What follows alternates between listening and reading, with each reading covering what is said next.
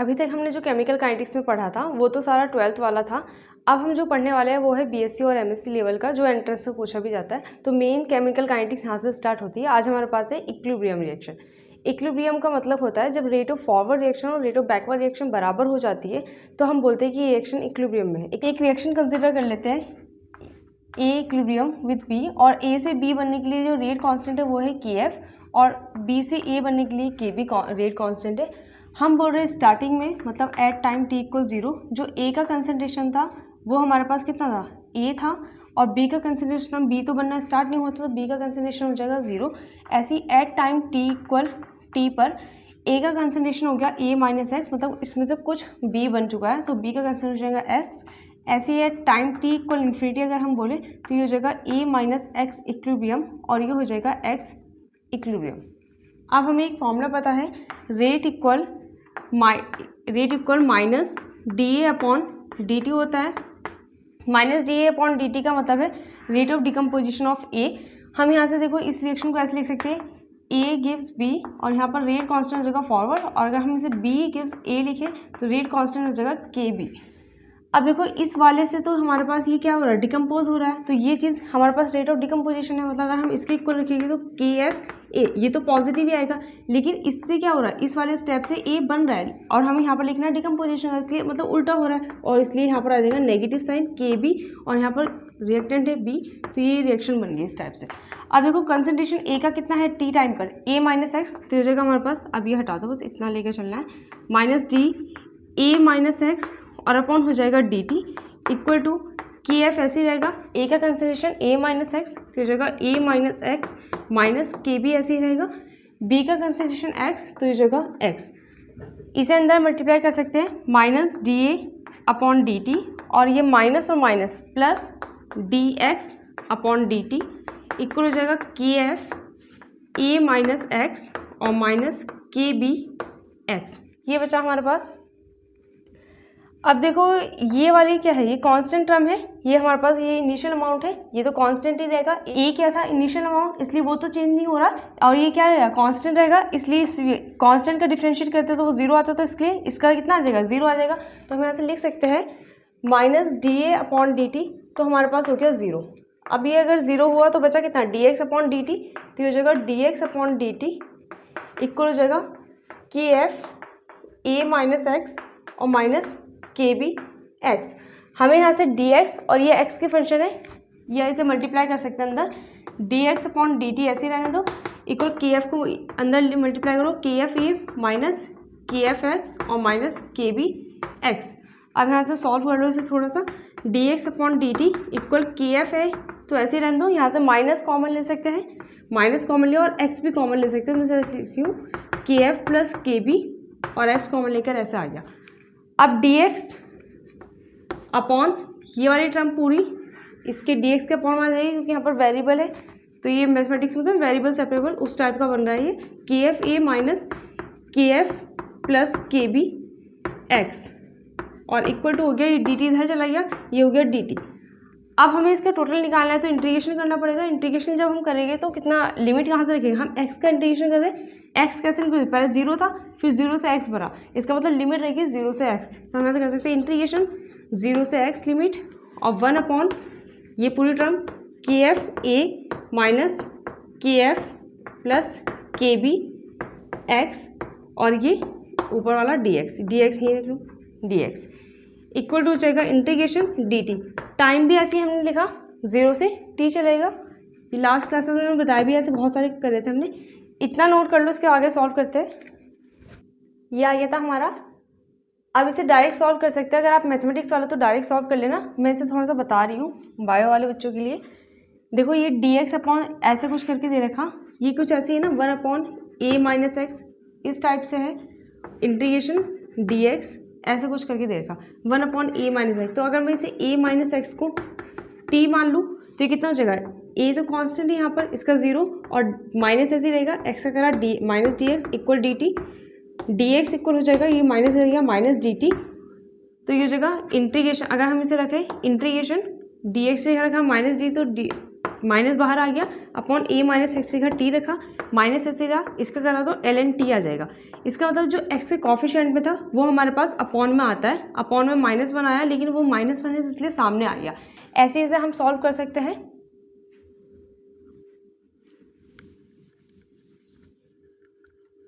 ये है हमारे पास integration dx upon k f a minus k f plus k b x, ये solve करना है हमें। तो मैं इसे पूरे को t मान के चलूँगी, इसे मैंने माना t, के f a minus k f plus k b x equal हो गया हमारे पास t। ये दोनों तो कांस्टेंट है, तो अगर इसका डिफरेंशिएट करेंगे तो आ जाएगा 0। अब ये वाला है, ये x के साथ में ये चीज़ आ जाएगी बाहर, x का होगा तो ये जाएगा minus k f plus k b, और x का करेगी dx इक्वल हो जाएगा dt। अब हमें रिप्लेस क्या करना है, सिर्फ dx रिप्लेस करना है यहाँ से। तो अगर dx की वैल्यू निकालेंगे, dx इक्वल हो जाएगा, ये माइनस हो जाएगा minus dt upon k f plus k B, ये आ गया हमारे पास। तो हम यहाँ से रख सकते हैं इंटीग्रेशन dx से यहाँ रखा माइनस dt, माइनस बाहर dt अपॉन दिस, ये भी बाहर आ जाएगा क्योंकि ये भी कांस्टेंट, तो -1 upon k f plus k B रख सकते हैं इसे, और अपॉन इस पूरे को हमने t माना था, ये पूरा हो जाएगा t, तो -1 upon k f plus k b, और 1 अपॉन टी क्या करेंगे, ln t आ जाएगा, और बाद में t जो जिसे हमने t माना था वो रख देंगे। तो यहाँ से क्या कंक्लूजन निकलता है कि जो कांस्टेंट टर्म है वो तो हट जाएगी, वो तो 0 हो जाएगी, लेकिन जो x जो भी वेरिएबल है उसके मल्टीप्लाई में जो भी चीज़ आएगी वो अपॉन में आ जाती है। तो यहाँ पर ये अपॉन में आया, इसे ऐसे सॉल्व करिए। अब डायरेक्ट मैं इसे लिख रही हूँ, ये वाला मिटा दो, पूरा नोट करना है तो कर लो। तो अब इसे डायरेक्ट करते हैं, कितना आ जाएगा, -1 upon k f plus k b, और ये आ जाएगा ln, ये पूरा टर्म आ जाएगा जिसे हमने t मान के कराया अभी मैंने, के एफ ए माइनस, इसे ऐसा वाला ब्रैकेट लिख लो, के f plus k b x, ये आ गया। और यहाँ से जो लिमिट है हमारे पास, लिमिट कितनी है, 0 to x, तो यहाँ से लिमिट लगा के 0 to x इक्वल dt का करेंगे कितना आ जाएगा, t आ जाएगा, और लिमिट हो जाएगी 0 से t, -1 upon k f plus k B, ये तो ऐसे ही रहेगा, -1 upon k f plus k B तो ऐसे ही रहेगा। यहाँ से लिमिट रखेंगे, पहले अपर लिमिट रखेंगे, हमें क्या करना है, x की जगह x ही रखना है, बाद में 0 रखना है। तो ये जगह अपर लिमिट जैसे हमने यहाँ से रखी, तो ln ऐसे रहेगा, ये वाला के एफ ए भी ऐसे ही रहेगा, minus k f plus k B, जो भी वेरिएबल होता है उसकी जगह लिमिट की वैल्यू रखते हैं। अब वेरिएबल x है, x की जगह x ही रखना है तो ये सेम ही रहेगा, फिर माइनस करके लोअर लिमिट रखते हैं, तो ये जगह हमारे पास फिर माइनस लोअर लिमिट। अब लोअर लिमिट रखेंगे तो ln के एफ ए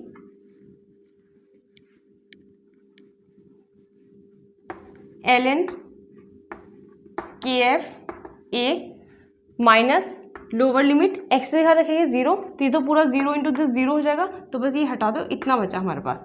ये आ गया पूरा फंक्शन यहाँ से सॉल्व होके। अब इक्वल यहाँ पर रखेंगे तो t माइनस 0 आ जाएगी लिमिट। अब देखो कैसे बन गया, ln ये वाला पूरा फंक्शन m और ये वाला n, ln m minus ln n बन गया ये। तो ये जगह हमारे पास, अच्छा ये वाला फंक्शन यहाँ डिवाइड में इधर जाएगा, मल्टीप्लाई हो जाएगा, और ये माइनस भी उधर भेज सकते हैं हम, ये बनेगा ln, ये फॉर्मूला में ये वाले लगा रही हूँ, ln m minus ln n, तो इक्वल हो जाएगा ln m बाय n। वैसे तो आप डायरेक्ट फॉर्मूला याद कर सकते हो अगर एंट्रेंस एग्जाम के लिए कर रहे हो तो, क्योंकि अगर बीएससी एमएससी है तो डेरिवेशन आना चाहिए, लेकिन अगर एंट्रेंस है तो बस हमें डायरेक्ट फॉर्मूला ही याद रखना होता है। पर अगर कंसेप्ट क्लियर होगा तो फॉर्मूला ईजिली याद रह जाएगा और काफ़ी लंबे समय तक के लिए वो याद होगा, तो इसलिए मैं यहाँ पर डेरिवेशन करा रही हूँ। ln ये हो जाएगा हमारे पास k f a minus k f plus k b x, और अपॉन हो जाएगा के एफ ए, ये आ गया हमारे पास, और इक्वल टू ये वाला मैंने इधर भेजा तो ये हो जाएगा माइनस, और ये वाला माइनस भी इधर चला जाएगा, k f plus k b और इंटू हो जाएगा टी, ये आ गया।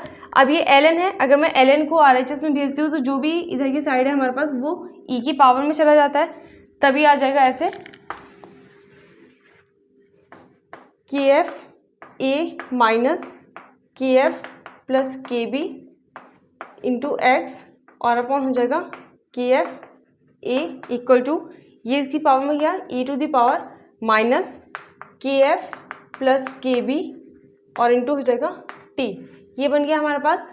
अब मैं इसे सॉल्व कर सकती हूँ। जो के एफ यहाँ पर पूरे के अपॉन में, तो अलग अलग अपॉन में लिख सकते हैं। अगर हमने इसके अपॉन में लिखा, चलो मैं लिख के दिखा, k f a upon k f a minus k f plus k b into x upon k f a और equal to e to the power minus k f plus k b into t. ये आ गया। इसे cancel out करा, 1 बचा, इतना note कर लो। अब देखो इसे, ये कटा, ये बना 1 minus k f plus k b x upon k f a equal to e to the power minus k f plus k b t. ये वाला मैं उधर ले जा रही हूँ, प्लस हो जाएगा, ये वाला इधर लाए माइनस, तो जो का 1 माइनस ये ई वाला फंक्शन इधर लाए, तो ई to the power minus k f plus k b into t, और ये इधर ले जाएगा तो ये वाली चीज़ हो जाएगी plus k f plus k b into हो जाएगा एक्स और अपन हो जाएगा k f a. K f plus k b into x upon k f a equal to 1 minus e to the power minus k f plus k b into t. ये हो गया। इसे इधर मल्टीप्लाई कर सकते हैं, तो ये हो जाएगा k f plus k b into x equal हो जाएगा k f a 1 minus e to the power minus k f plus k b into t. ये आ गया। अब हमें यहाँ से x निकालना है। x इक्वल हो जाएगा के एफ ए, ये अपॉन में आ जाएगा इधर मल्टीप्लाई में क्योंकि, तो k f plus k b 1 minus e to the power minus k f plus k b into t.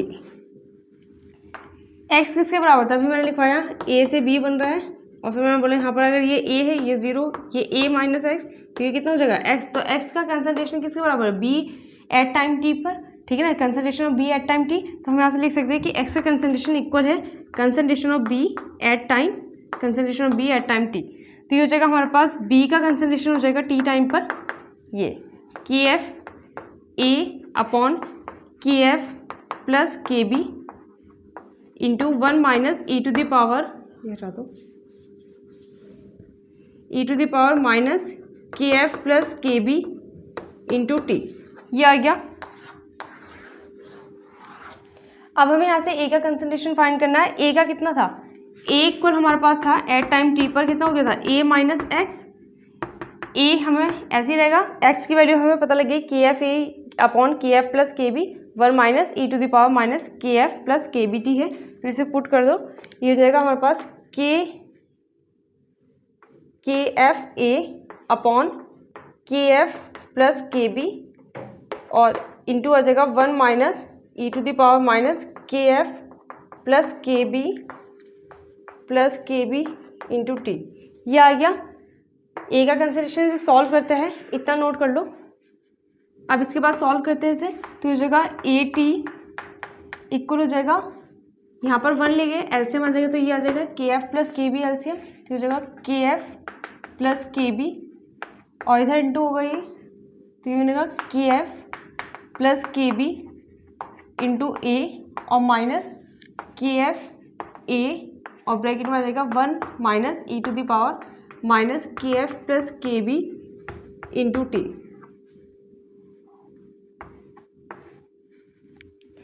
इसे a को मल्टीप्लाई कर लो अंदर, ये हो जाएगा के एफ ए प्लस हो जाएगा के b A minus k f a और ये माइनस माइनस मैं इसे भी मल्टीप्लाई कर दिया, minus minus plus k f a e to the power minus k f plus k b into t और अपॉन में k f plus k b. K f a plus का है, ये वाला माइनस का कैंसिल आउट हो जाएगा, बचेगा कितना k b a plus k f a e to the power minus k f plus k b t upon बचा हमारे पास k f plus k B. ये ए यहाँ से कॉमन जा सकता है, अगर चाहो तो ए कॉमन ले सकते हैं हम यहाँ से, ये हो जाएगा ए कॉमन लिया a upon k f plus k b और इंटू में बचा k b plus k f e to the power minus k f plus k b into t. ये हमारे पास ए का कंसंट्रेशन आ गया एट टाइम टी। अब हम निकालते हैं इक्विलिब्रियम पर, इतना नोट कर लो आप। अब हमें निकालना है एट टी इक्वल इन्फिनिटी पर। टी इक्वल इन्फिनिटी पर जो हमारे पास कंसंट्रेशन है वो इक्विलिब्रियम में हो जाएगा।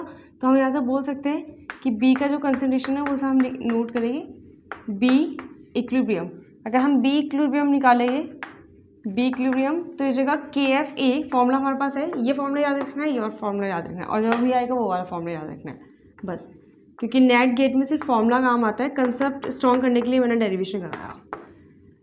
1 minus e to the power t की जगह इन्फिनिटी रखा, तो ये इंटू इन्फिनिटी ये जगह माइनस इन्फिनिटी, और ए की पावर माइनस इन्फिनिटी 0 हो गया, तो ये जगह 1 माइनस 0 मतलब 1। तो ये बचेगा कितना हमारे पास k f a upon k f plus k B, ये के बी है के बी, ठीक है। ये आ गया हमारे पास बी इक्विलिब्रियम, और बी इक्विलिब्रियम हमारे पास ये हमारे पास निकला था एक्स के बराबर भी निकला था, और जितना बी इक्विलिब्रियम होगा ऐसे हम बोल सकते हैं कि एक्स इक्वल हमारे पास कितना होगा, एक्स इक्विलिब्रियम होगा, और एक्स तो हमारे पास बी के बराबर था ही, तो हम ऐसा बोल सकते हैं एक्स इक्वल, ये चीज़ हमारे पास किसके बराबर आ गई, के f a upon k f plus k B. B equilibrium की और बी इक्विलिब्रियम हमारे पास एक्स इक्विलिब्रियम के बराबर है, तो हम ऐसा बोल सकते हैं x equilibrium into 1 minus e to the power minus k f plus k b T.